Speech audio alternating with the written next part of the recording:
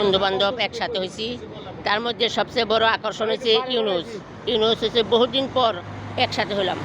ইউনুস এই সম্বন্ধে কিছু বলো। আসসালামু আলাইকুম। আমরা 94 ব্যাচের কিছু সংখ্যক বন্ধু বান্ধব একত্র হতে পেরে আমি খুব আনন্দিত বোধ করছি। সবাইকে একসাথে পেয়ে সবার মুখখানা একসাথে দেখে অনেক ভালো লাগছে। সবচেয়ে ভালো লাগছে শাহজাহান, জসিম এরা যে আমাদের একটা আপ্যায়ন করছে, সেই আপ্যায়নের জন্য আমি অনেক ধন্যবাদ জানাচ্ছি। আর 7-8 জন লোক আমরা একসাথে যে সমবেত হয়ে সবার মুখমণ্ডল আমি দৃষ্টি আকর্ষণ করছি। জসিমকে এই দিকে আমি দৃষ্টি আকর্ষণ করছি। এবার আশরাফ কিছু বলো। না, কিছু বলবো না। কিছু বলবা না? আচ্ছা তাও কও। আমি কি করবো? আমার আশা আছে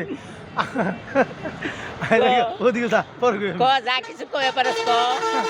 আমরা আসসালামু আলাইকুম।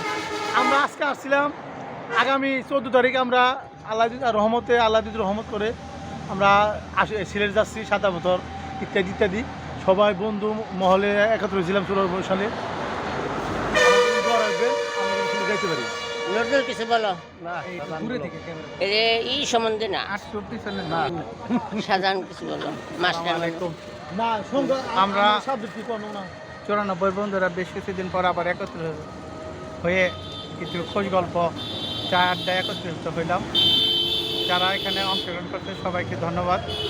ভালো লাগলো, মাঝে মাঝে আমরা এখানে একত্র হই, সবার ভালো লাগে। ধন্যবাদ।